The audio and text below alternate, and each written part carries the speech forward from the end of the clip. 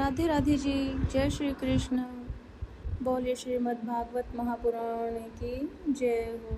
बोलिए सद्गुरुदेव भगवान की जय हो। बोलिए श्यामा श्याम की जय हो।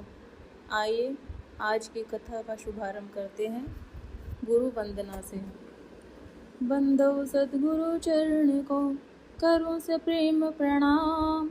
अशुभ हरण मंगल करण श्री देव चंद्र जी को नाम।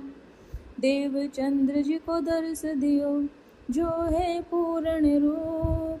तारतम को तत्व कहो हृदय बैठ स्वरूप। तन मन धन अर्पण कियो सब तुम पर ब्रजराज। मन भावे सोही करो हाथ तुम्हारे लाज। सद्गुरु मंगल दास है साथी सुंदर साथ।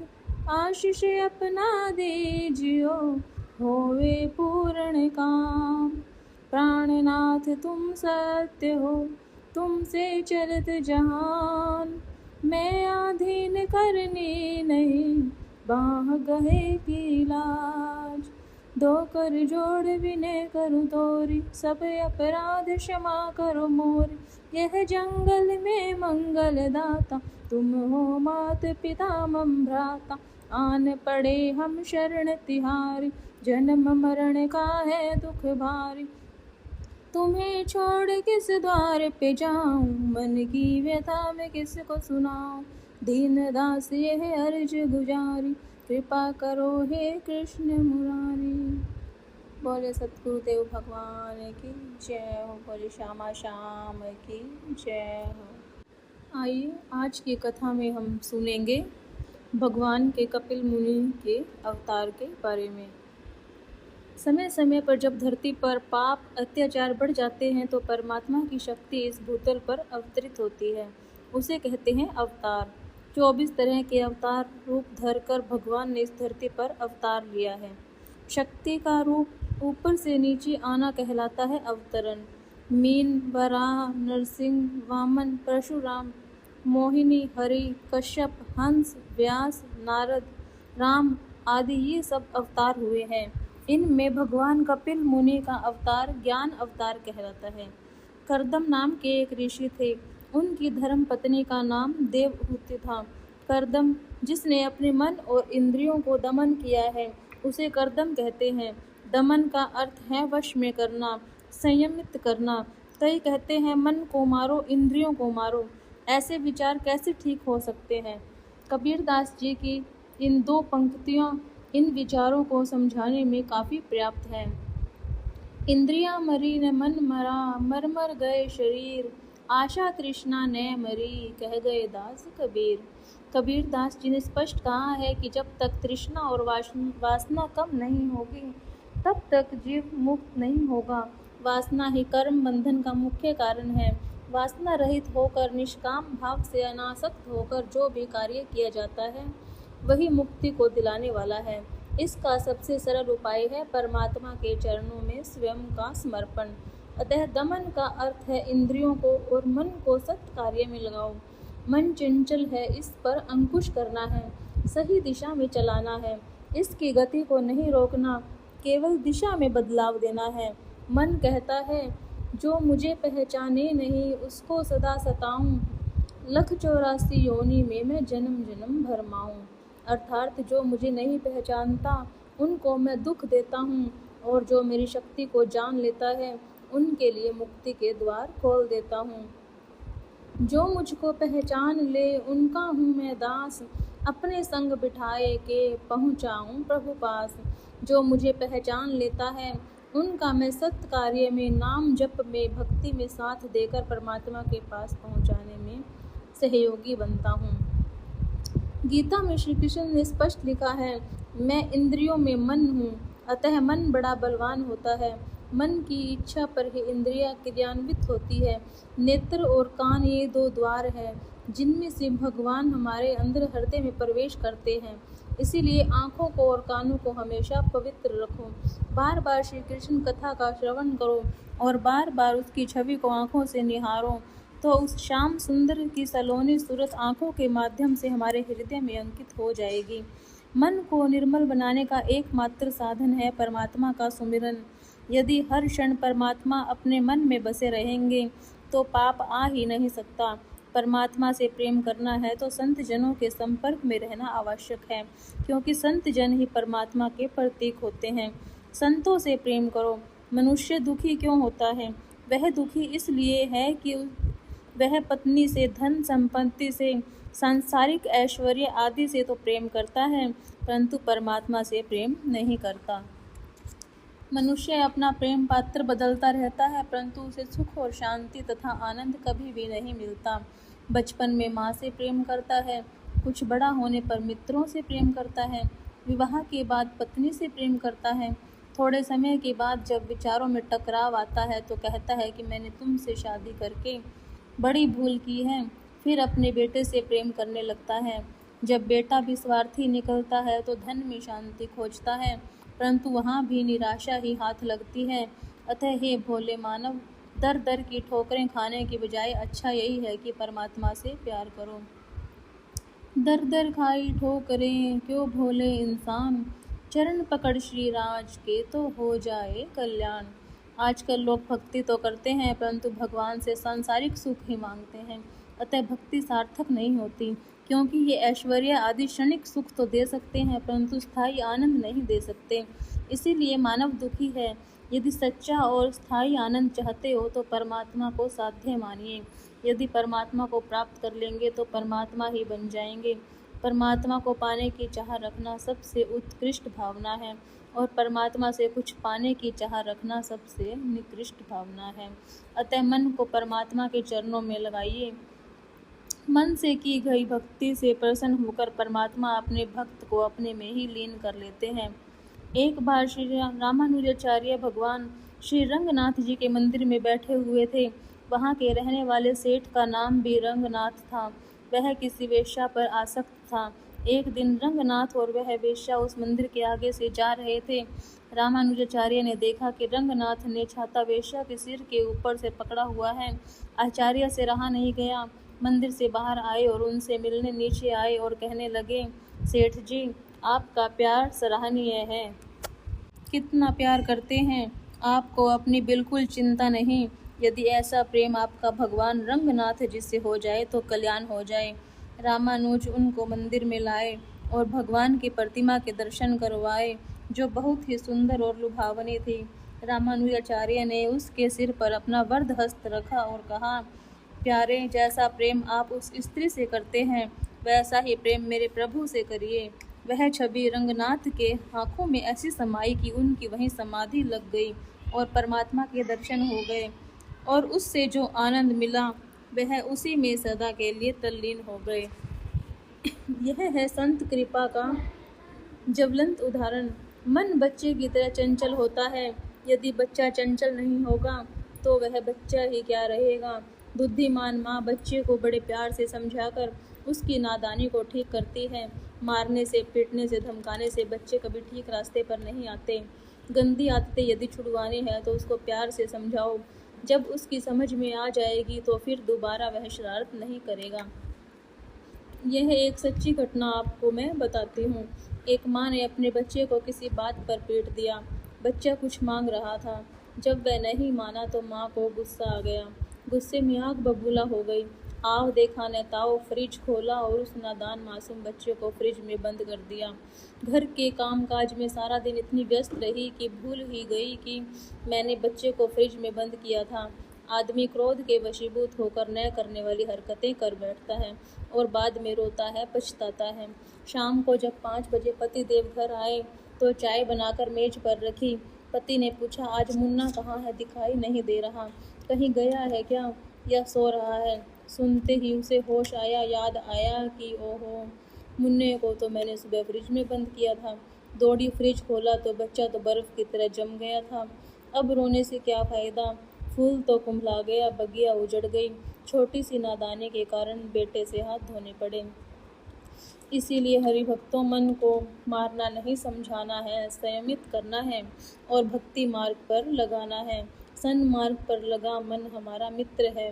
और यही मन को मार्गगामी बन जाए तो इससे बड़ा शत्रु हमारा कोई नहीं है। पंजाब के एक बहुत बड़े फकीर हुए हैं। उनके बारे में यह प्रसिद्धि फैल गई कि वे बहुत जल्दी परमात्मा के पास पहुंचा देते हैं। यह बात राजा तक पहुंची। राजा के मन में भी परमात्मा दर्शन की इच्छा हुई। राजा फकीर की कुटिया में आए, चरणों में सादर प्रणाम किया।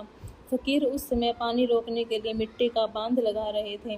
राजा ने सविनय प्रार्थना की, हे महाराज, मैंने सुना है आप परमात्मा के दर्शन बहुत शीघ्र ही करवा देते हो। मैं दर्शन की इच्छा से ही आपके यहाँ दर्शनार्थ आया हूँ। कृपया मेरी प्रार्थना स्वीकार करें, मुझे भी परमात्मा के दर्शन करवा दीजिए। उस समय फकीर एक क्यारी का पानी रोककर दूसरी क्यारी में लगाने का काम कर रहे थे। राजा की बात का उत्तर देते हुए उन्होंने कहा, रब दा की पावना, इत्थों पटके उत्थों लावना। हे राजन, भगवान को पाना बहुत आसान है, अर्थात देखो मिट्टी इधर से उठाकर उधर लगा दो। राजा ने कहा, मेरी समझ में तो कुछ भी नहीं आया। फकीर ने कहा, हे बोले राजा, देखो इस क्यारी में पानी भर चुका है, यदि और पानी आया तो बीज को नष्ट कर देगा, और यह दूसरी क्यारी बिल्कुल खाली पड़ी है, उसमें यदि पानी नहीं दिया तो बीज सूख जाएगा, बिना पानी के कैसे फलेगा। इसीलिए जहाँ पानी उस क्यारी में बह रहा है उसे मिट्टी डालकर रोक दो, और जहाँ पानी की ज़रूरत है उधर से मिट्टी हटा दो। पानी का बहाव उधर उस क्यारी में हो जाएगा, दोनों क्यारी हरी भरी हो जाएगी। इसी प्रकार इस मन रूपी पानी के बहाव रूपी चंचलता को रोको मत, बल्कि इसके बहाव को संसार से हटाकर परमात्मा की शरण में लगा दो, तो लोक और परलोक दोनों सुधर जाएंगे। सांसारिक कार्यों में इतना ही समय लगाओ जिससे आजीविका आसानी से चल सके। बाकी समय प्रभु भजन और संकीर्तन, नाम जप और भगवत कथा में व्यतीत करो। मन का काम है दौड़ना, खाली रहना ही शैतानी का घर होता है। इसीलिए इस मन को खाली मत रहने दो, उसे किसी कार्य में लगाए रखो। एक व्यक्ति था, उसकी धर्म पत्नी का स्वर्गवास हो गया, बच्चों का पालन पोषण करना दूभर हो गया। किसी संत के पास गया और अपनी अशांति का कारण बताया और कहा, प्रभु कोई उपाय बताइए, मैं क्या करूं। महात्मा ने एक मंत्र दिया और कहा, इस मंत्र की साधना से तुम्हें इस मंत्र के देवता मिल जाएंगे, वह तुम्हारा हर कार्य करेंगे। मंत्र साधना से वह भूत प्रकट हुआ। प्रेत ने कहा, बोलो क्या चाहते हो। उसने कहा, मेरे घर का कार्य करते रहो। प्रेत ने कहा, जितना काम तुम बताओगे मैं उसे करूँगा, लेकिन मैं खाली होते ही तेरे सिर पर बैठ जाऊँगा। वह तो प्रेत था, अपार शक्ति थी, मिनटों में काम कर देता था। बेचारा वह घबरा गया कि इसको इतना काम कैसे दूँ, अगर नहीं दूंगा तो यह मुझे मार डालेगा। उसी संत के पास आया और कहने लगा, भगवान यह काम बहुत शीघ्र कर लेता है और कहता है खाली रहने से मैं तेरे सिर पर बैठूंगा। मैं तो मुसीबत में फंस गया हूँ, कोई उपाय बताओ। संत ने कहा, घबराओ नहीं, उससे कहना कि आंगन में एक लंबा बांस लाकर गाड़ दे, जब मैं तुझे काम के लिए बुलाऊं तो आकर वह कार्य करना, और बाकी का समय उस बांस पर उतरो और चढ़ो। उसने ऐसा ही किया और सुखी हो गया। यह तो उदाहरण केवल समझाने के लिए था, यदि समझ में आ जाए तो समझो समस्या है ही नहीं। यह मन भी भूत है, इसको 24 घंटे काम चाहिए। यदि कोई घर का कार्य हो तो उसे करके बाकी का समय परमात्मा के नाम जप में लगाओ। नाम जप की गणना नहीं करनी, अगिनत नाम जप करो। करदम का अर्थ है मन और इंद्रिय का जिसने दमन कर लिया है, संयम कर लिया है, और देवहूति का अर्थ है परमात्मा को बुलाने वाली। करदम ऋषि और देवहूति के संपर्क से 9 कन्याओं का जन्म हुआ है। 9 कन्याओं का अर्थ है नवधा भक्ति। जीवन में जब तक भक्ति का प्रादुर्भाव नहीं होगा तब तक परमात्मा की प्राप्ति नहीं होगी, चाहे कितने ही ज्ञानी क्यों न बन जाए और कितने ही दानी क्यों न बन जाए। अब हम सब का एक प्रश्न उठता है कि भक्ति किसकी करें। यह जानने के लिए भक्ति किसकी करें और अपना उचित मार्ग चुनने के लिए हमारे जीवन में हमें गुरुदेव की आवश्यकता होती है। इसीलिए सतगुरु की शरण में जाओ, उनसे ज्ञान अर्जन करो, उनके कथानुसार मार्ग पर चलो तो कल्याण ही कल्याण है। इसीलिए कहा है, गुरु बिन ज्ञान, ज्ञान बिन भक्ति, भक्ति बिन कल्याण नहीं। श्रद्धा और विश्वास बिना तो कहीं मिलते हैं भगवान नहीं। तो इसीलिए हमें उचित मार्ग भक्ति का चुनने के लिए सद्गुरुदेव की शरण में जाना चाहिए। गुरु तो केवल शिक्षक होता है, परंतु सद्गुरु शिक्षक तो होता ही है। इसके अतिरिक्त जीवन रूपी नैया को संसार रूपी सागर से पार करने वाला नाविक भी होता है, परमात्मा से मिलाने वाला द्वारपाल भी होता है। जैसे हमने किसी राजा से मिलना है तो उस तक पहुँचने के लिए द्वार पर बैठे कर्मचारी की सहायता आवश्यक होती है, वहीं हमें राजमहल में रास्ता बताकर राजा के कक्ष तक पहुंचाता है। उसी प्रकार आत्मा का परमात्मा से मिलन करवाने के लिए सतगुरु की आवश्यकता हमें होती है। बिना उनकी कृपा के मुक्ति का द्वार नहीं खुल सकता। इसीलिए हम सब हरिभक्तों को चाहिए वह सतगुरु के चरणों में जीवन समर्पित करके उनके बताए हुए मार्ग पर चले और अपने जीवन को सफल बनाए। गुरु गोविंद दोऊ खड़े काके लागू पाए, बलिहारी गुरु आपने जिन गोविंद दिया बताए। यदि गुरु न होते तो शायद परमात्मा मिलन नहीं हो पाता। अतः गोविंद का ज्ञान कराने वाले गुरु ही है। तो इस प्रकार हमारे जीवन में गुरु का स्थान गोविंद से भी ऊंचा माना गया है। करदम ऋषि और देवहूति के घर भगवान कपिल मुनि अवतरित हुए। करदम का अर्थ है इंद्रियों का दमन करना। करदम अर्थात जितेंद्रिय। शरीर में सतोगुण की वृद्धि होने पर ज्ञान का उदय होता है। शुद्ध आहार, शुद्ध आचार और शुद्ध विचार से सत्वगुण बढ़ता है। कदम ऋषि बहुत बड़े तपस्वी थे। उनके तप से भगवान प्रसन्न हुए और करदम ऋषि को दर्शन दिए। करदम ऋषि ने कहा, भगवान आपके दर्शन करके मैं धन्य हो गया हूँ। भगवान ने कहा, हे ऋषि, मैं तुम्हारी तपस्या से प्रसन्न हुआ हूँ, वरदान मांगो। ऋषि ने कहा, हे भगवान, मुझे ऐसी स्त्री दीजिए जो मुझे प्रभु की ओर ले जाए। ऐसी पत्नी मुझे मिले जो मुझे संसार सागर तैरने में सहायता करे। स्त्री नौका है और पुरुष नाविक है। जिस प्रकार अकेली नाव व अकेला नाविक समुद्र को पार नहीं कर सकता, ठीक उसी प्रकार नर और नारी के सहयोग से भव सागर पार करने में बहुत आसानी रहती है। पुरुष ज्ञान और वैराग्य का द्योतक है और नारी भक्ति की। इस प्रकार इन तीनों का मिलन ही मुक्ति है। करदम ऋषि ने भगवान से मुक्ति क्यों नहीं मांगी? शायद उन्होंने यह सोचकर कि हजारों जन्मों की काम वासनाएं सुषुप्त रीति से मन में जमा हो गई है, उनको संतुष्ट करके तथा मनुष्य पर 3 ऋण है, देव ऋण, मातृ ऋण और पितृ ऋण। इन सब से मुक्त होकर अंत में मुक्ति की इच्छा करनी चाहिए। यही कारण है कि हरि दर्शन पर उन्होंने पत्नी मांगी। भगवान ने कहा, 2 दिन के बाद तुम्हारे पास मनु महाराज आएंगे और अपनी पुत्री देवहूति तुम्हें देंगे। उनसे तुम विवाह कर लेना। मैं पुत्र रूप में तुम्हारे यहाँ आऊँगा। ऐसा कहकर भगवान अंतर्ध्यान हो गए। बोले भक्त और भगवान की जय हो। मनु महाराज और शतरूपा देवहूति को लेकर करदम ऋषि के आश्रम में आए। करदम ने देवहूति की परीक्षा करने हेतु 3 आसन बिछा दिए और तीनों को बैठने के लिए कहा।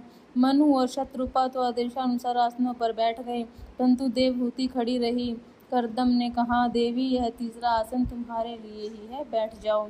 देवहूति मन में सोचने लगी, करदम भविष्य में मेरे पति होने वाले हैं।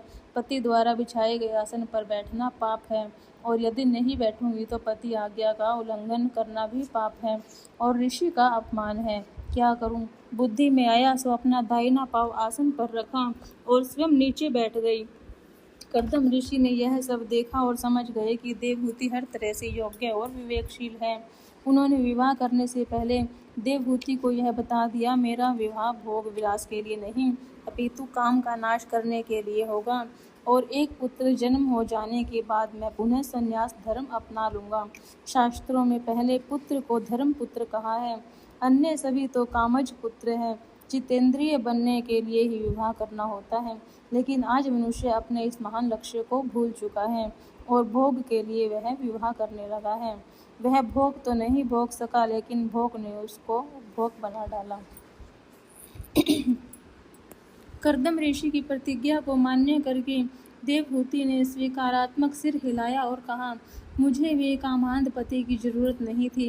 मेरी भी ऐसी ही इच्छा थी कि मुझे जितेंद्रिय पति मिले। मनु महाराज ने विधि पूर्वक कन्यादान किया। दोनों का विवाह संपन्न हुआ।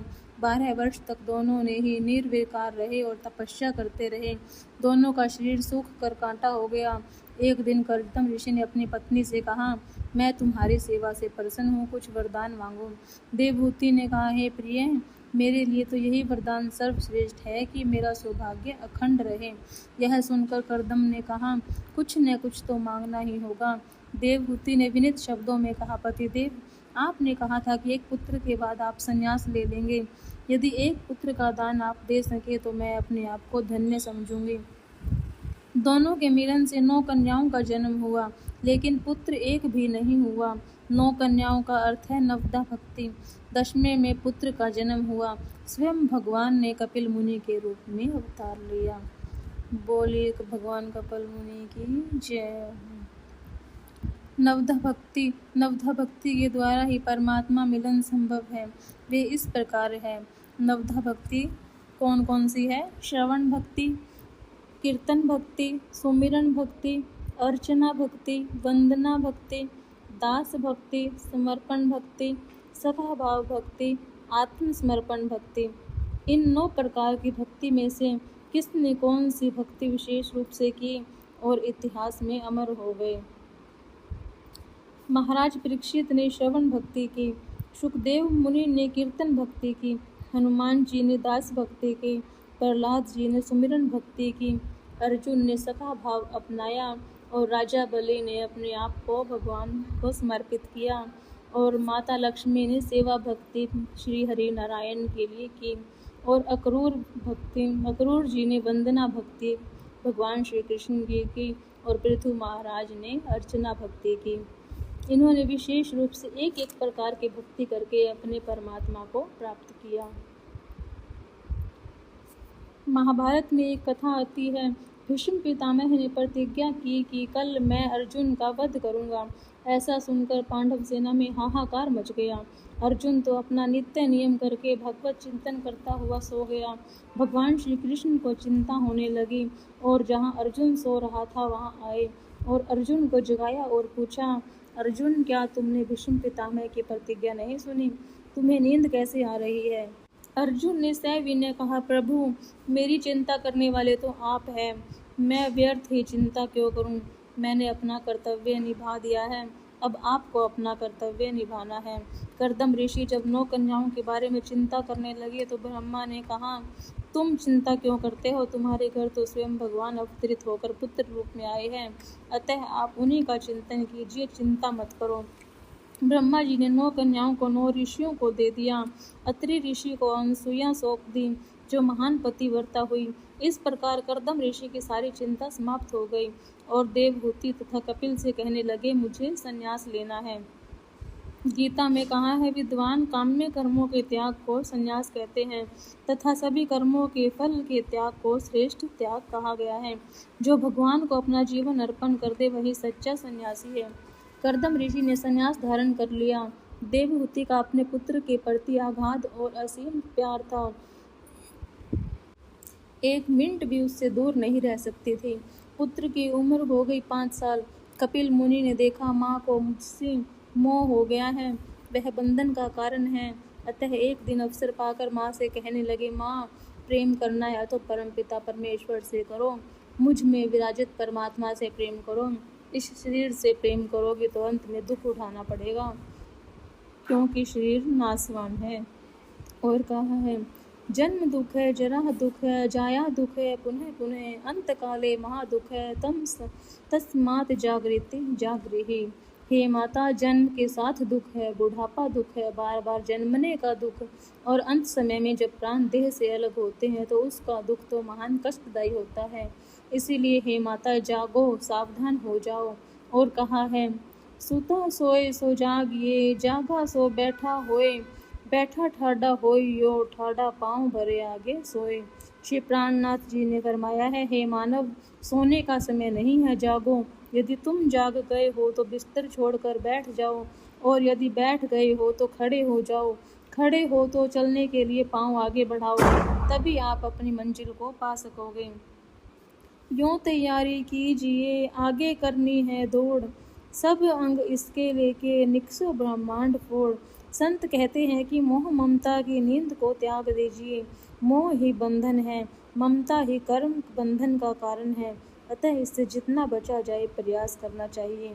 संत सावधान करने के लिए कहते हैं, उठ जाग मुसाफिर बोर भई, अब रैन कहाँ जो सोवत है। जो सोवत है सो खोवत है, जो जागत है सो पावत है।